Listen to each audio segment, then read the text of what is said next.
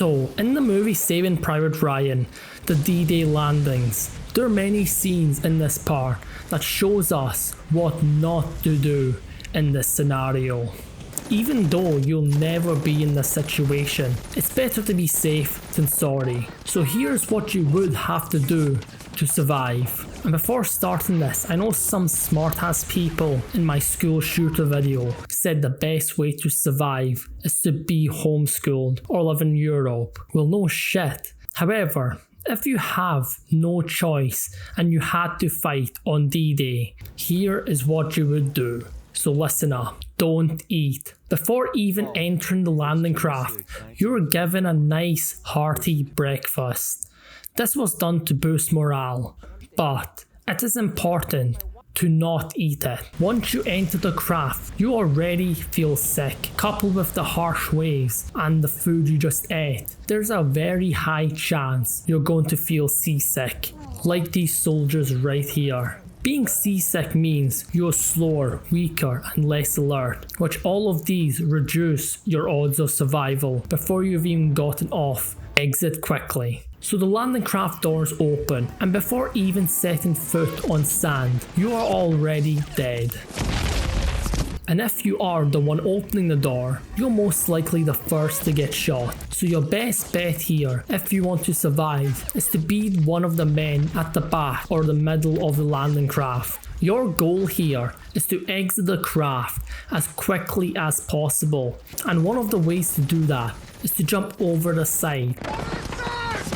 However, this brings us to another issue, drowning. So you jump over the side, but you forgot one important detail. You're carrying a shit ton of weight, so much so that you begin to drown. And if you don't drop some weight soon, you're most likely going to die. This is not all. You need to drop the weight while bullets are flying past you and while you're drowning. And most likely you're also somewhat injured. And if you have managed to do all of that, congrats. You have made it to the beach, where there's absolutely no cover and nowhere to run. Really don't freeze. I know I said this in my school shooter video, but you do not want to freeze in this scenario. Freezing like this is going to get you killed. You already have no cover, and not moving at all just makes you a sitting duck. Oh yeah, and pro tip, do not take your helmet off. Don't bunch up. I know I said this before as well, but bunching up is a death sentence, as it makes you a prime target to shoot,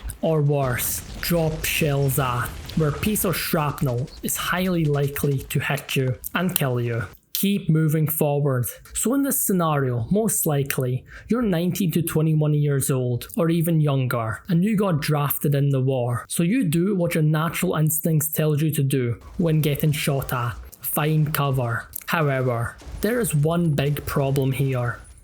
There is no cover, and the small piece of cover provided by the anti-tank obstacles is likely to get you shot if you stay there for too long. So your best option here is actually to keep moving forward. Every man for themselves. As sad as this may sound, helping people in this situation is almost a death sentence, especially for medics. I know Germans are technically not meant to kill medics, according to the Geneva suggestion. But remember, you're in a war zone right now. There are no rules. Rules come later after you survive. Thinking about war crimes in this situation is only going to freeze you up and get you killed. And helping people also gets you bunched together, which makes you an easier target to hit. Keep the helmet on. So you thought it was a good idea to take the only thing that was protecting your head off. Not only that, it already saved you once and you decided to take it off. You take your helmet off once in a scenario like this, and most likely something like this will happen. Keep it moving.